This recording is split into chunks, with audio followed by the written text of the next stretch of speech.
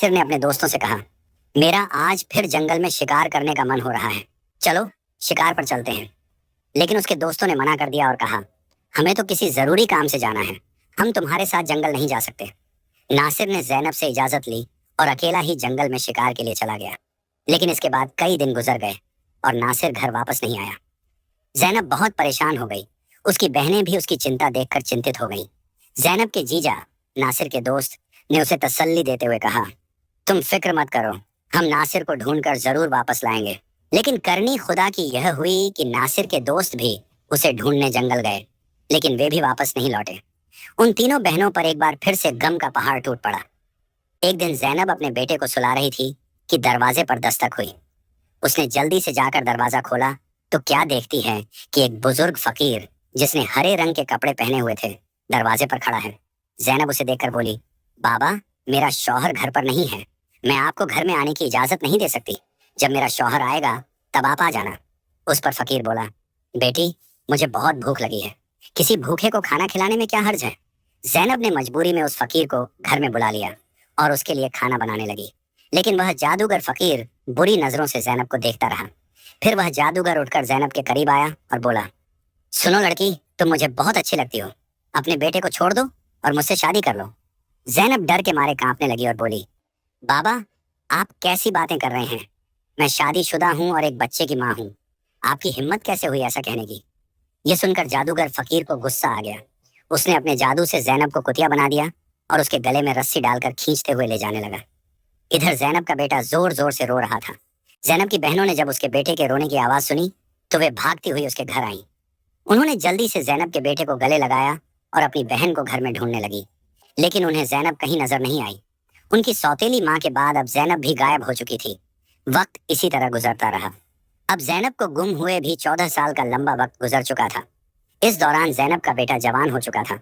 उसे उसकी दोनों खालाओं ने मिलकर पाला था। एक दिन ज़ैनब की खालाओं ने उसे उसकी माँ के बारे में सारी सच्चाई बताई। ये सुनकर वह बहुत परेशान हो गया और बोला, खाला, आज मैं अपने माँ बाप को जरूर ढूंढने जाऊंगा। उसकी खालाओं ने उसे समझाते हुए कहा, बेटा, जो होना था वह हो चुका, जिन्हें जाना था वे चले गए। अब हम तुम्हें नहीं खोना चाहती। हमारे शौहर भी जंगल गए थे और वे भी कभी वापस नहीं आए। अगर तुम भी चले गए तो हम किसके सहारे जीएंगे। लेकिन लड़के ने कहा, खाला, आप फिक्र मत कीजिए, मैं अपने बाप और बाकी सबको ढूंढकर वापस जरूर लाऊंगा। फिर वह लड़का जंगल की तरफ निकल पड़ा। कई दिनों तक जंगल में इधर उधर भटकता रहा, लेकिन उसे कुछ समझ नहीं आया कि वह अपने माँ बाप को कहाँ ढूंढे। इसी तरह तलाश करते करते वह एक ऐसे इलाके में पहुंचा जो पूरी तरह पत्थरों का इलाका था। वहां उसने पत्थर की इमारतें देखी और एक खूबसूरत छोटा सा पत्थर का घर देखा। वह गौर से उस घर को देख रहा था कि तभी उस घर से एक बुजुर्ग बाहर आए और बोले, बेटा, तुम यहाँ नए लगते हो, तुम्हें इस खतरनाक इलाके में आने की क्या जरूरत थी। लड़के ने जवाब दिया, बाबा जी, मैं अपने माँ बाप और ताया जी को ढूंढने के लिए यहाँ आया हूँ। मेरी माँ को एक जादूगर ने कुतिया बनाकर अपने साथ ले गया था। अल्लाह वाले बुजुर्ग बोले, बेटा, यह इलाका एक बहुत बड़े जादूगर का है। वह बहुत ताकतवर है। जो भी उससे पंगा लेता है या उसे बेइज्जत करता है वह उसे पत्थर का बना देता है। ये जो तुम अपने इर्द गिर्द पत्थर देख रहे हो, ये भी कभी इंसान थे। जादूगर ने इन्हें पत्थर बना दिया। कुछ साल पहले यहाँ एक नौजवान आया था। उसके बाद उसके पीछे 2 और नौजवान आए। जादूगर ने उन्हें पेड़ और पत्थर में बदल दिया और उसने एक नेक पाकीज़ा लड़की को भी 12 साल से कैद करके रखा है। वह जादूगर उस लड़की से शादी करना चाहता है, लेकिन वह लड़की किसी भी तरह मान नहीं रही। बुजुर्ग की बातें सुनकर लड़का सोचने लगा, यकीनन यह लड़की मेरी माँ है और ये लोग मेरे ही परिवार के लोग हैं। आखिरकार मैंने अपनों को ढूंढ ही लिया।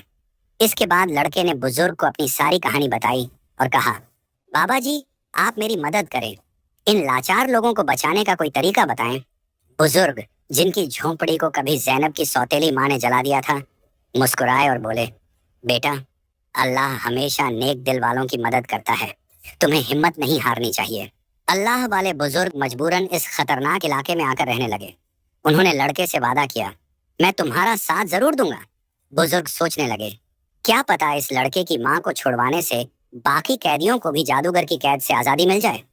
बुजुर्ग ने बाकी गांव वालों को बताया, ये मेरा पोता है जो दूसरे गांव से मुझसे मिलने आया है।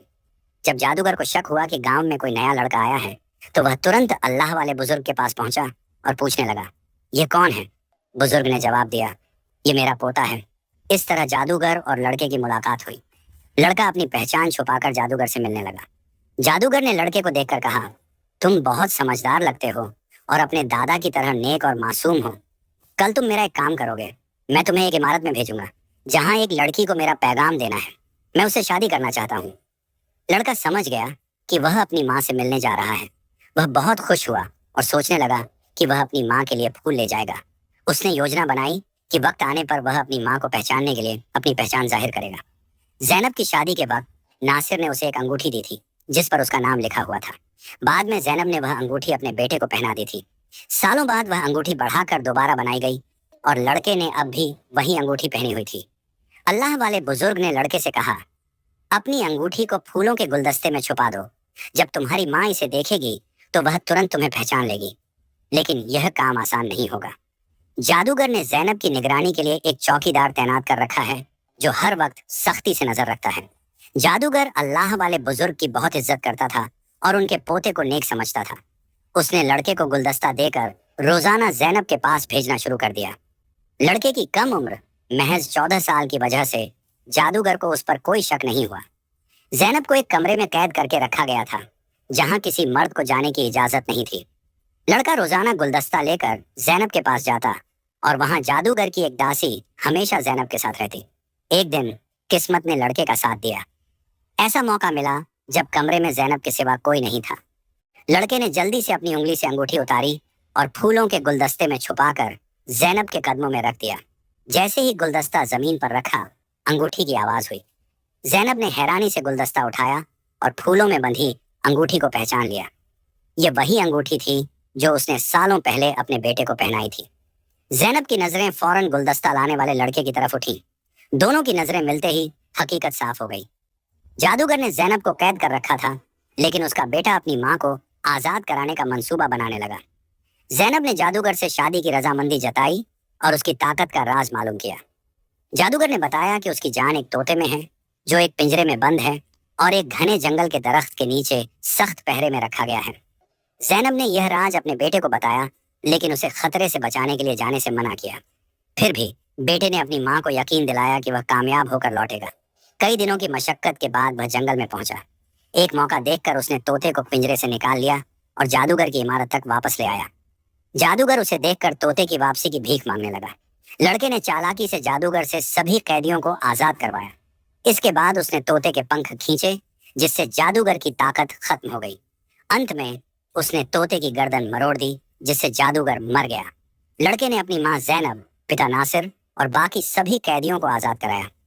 پھر وہ سب اللہ والے بزرگ کے پاس پہنچے۔ سب نے بزرگ کا شکریہ ادا کیا اور اپنے گھر لوٹ آئے۔ زینب کی بہنیں اپنے شوہر سے مل کر بہت خوش ہوئیں جو جادوگر کی قید میں سالوں تک رہے تھے۔